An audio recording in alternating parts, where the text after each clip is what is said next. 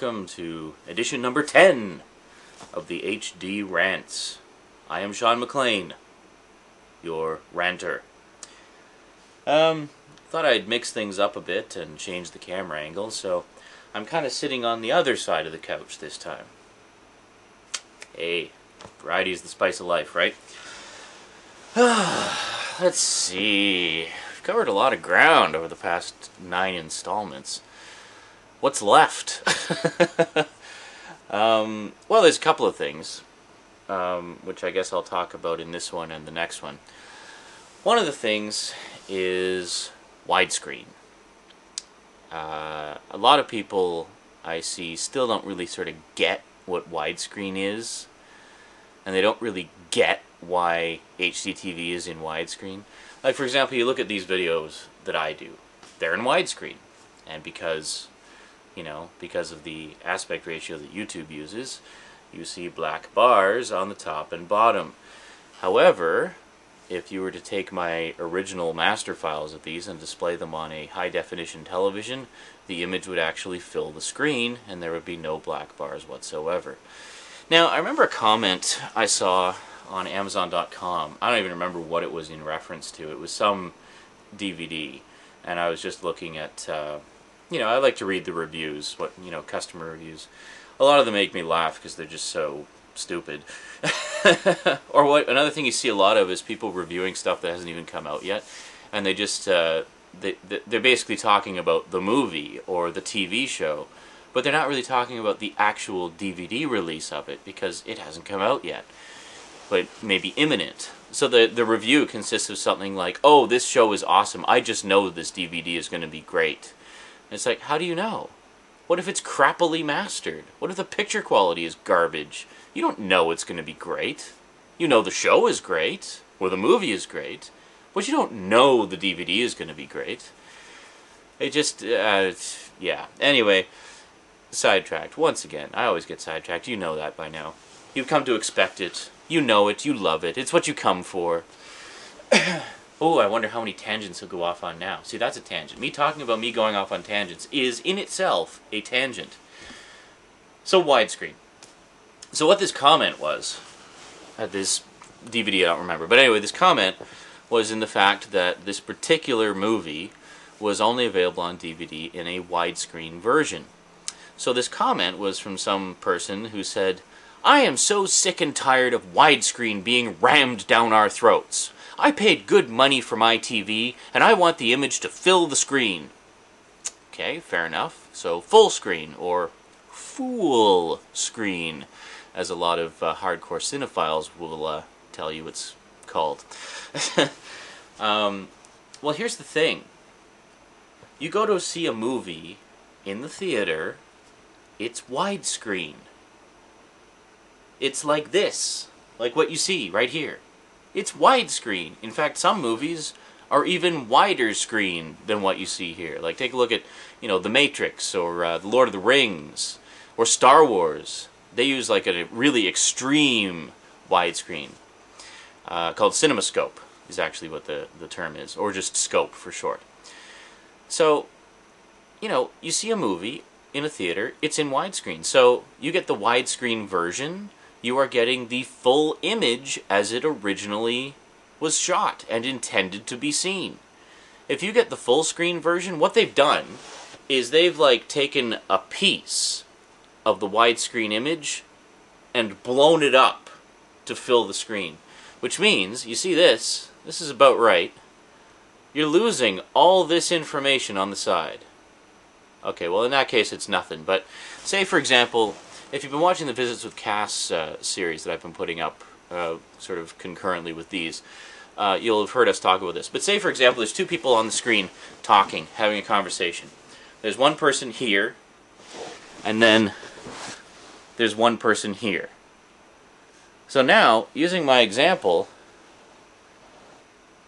you got that for your full screen image. You're only seeing the person sitting here, and this person here, well, you might see his arm or his shoulder. So what they do is a process called pan and scan in those cases, where they'll pan back and forth between the two people having the conversation to kind of make up for it. Now, here's the thing. I remember, I actually still have this as well. There was a Laserdisc release and VHS release of a whole bunch of movies from Paramount. They're sort of doing special director's editions. They weren't necessarily director's cuts, but they were director's editions of several notable movies in their catalog. And one of the ones they did was Star Trek IV, and which of course Leonard Nimoy, also known as Spock, directed. And at the beginning of these director's editions, they would have little interview segments with whoever the director was for the particular movie. So in this case, they were talking to Leonard Nimoy. And Leonard Nimoy said, in one of the segments of his interview, was that he prefers his movies to be shown in widescreen for a variety of reasons. I mean, first off, it's just, you get the image as it was originally composed and intended to be seen, so you're not missing information, and just artistically, it is the way the director intended it to be seen. But he actually used the conversation example, where two people are having a conversation, and he said, you know, with the pan and scan, they tend to focus on whoever is speaking. But he said, as a director, and as an actor, he said he thinks it's just as important, and sometimes more important, to see the person listening. So you're essentially missing half the conversation. I mean, a conversation isn't just who's speaking, it's who's hearing the conversation, how they're reacting. You know, it's all parts of the whole. So there's a lot of reasons why full screen isn't good. And the thing is, now, widescreen is becoming the new standard. In fact, if you go to your local big box electronics store, you're not going to see very many non-widescreen televisions anymore. It's not being rammed down our throats, okay? This is nothing new. This should not be news to anybody who's been even half-assedly paying attention to the trends. HDTV has been in development for... when did I first hear about it? If I remember correctly, the first I ever heard about HDTV was in 1993. Okay? My dad used to run a cable company. Like, he owned a cable company. So he would tell me about all the latest technological things in development. One of them was, you know, when all the stations went over to digital, which, by the way, is becoming standard. There will be no more analog video at all. It's all going to be digital within the next, I think, 5 years is the band-aid. But he told me about high-definition television, and that basically what they were looking to do was have, first off, higher resolution picture, widescreen as standard, so that television would more closely match what we already see in theaters, and in fact what has been standard in theaters since the 50s. Like, come on. But the other thing was, the hell was the other thing? I lost my train of thought. Be right back. Oh yeah, I remember what it was. The other thing was the fact that until high-definition television came along, and still to this day, there's a thing with world standards, okay? You have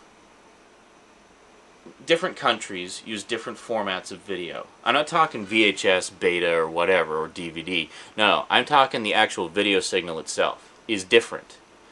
Different countries have different video signals.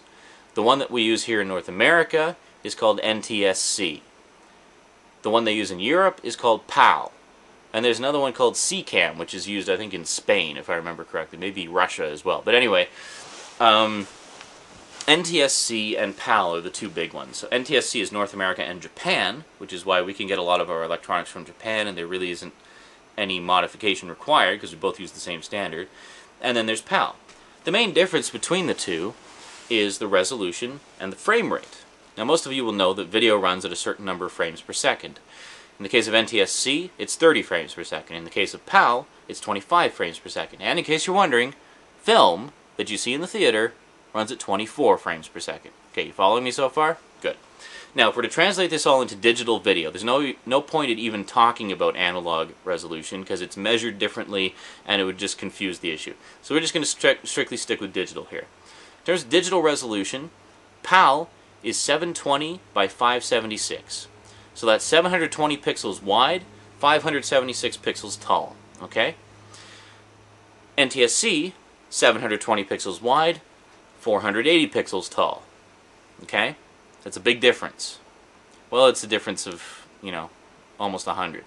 But anyway, so the problem is when you try to show the video from one country on the TV from another country, it doesn't work. You end up with, you know, the vertical hold screws up, or it just won't play it at all. Or if it does play it, it'll play it in black and white instead of color, and it's just all this stuff. So one of the reasons they developed HDTV in the first place was to develop a world standard. Okay? The beautiful thing about HDTV is it can handle anything.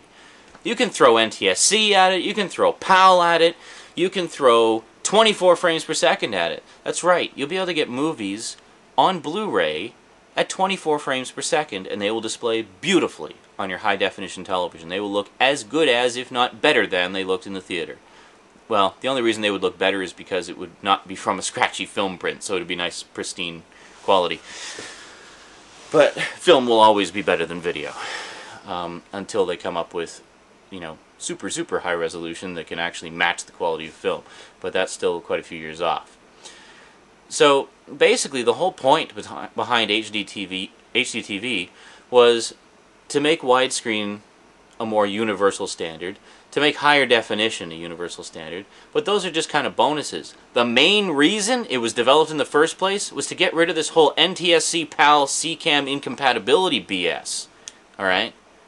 To basically make it easier for one market in one country to sell videos to another market in another country. If I look like a little blue there, it's because my DVD player just shut off and it's just a blue video screen.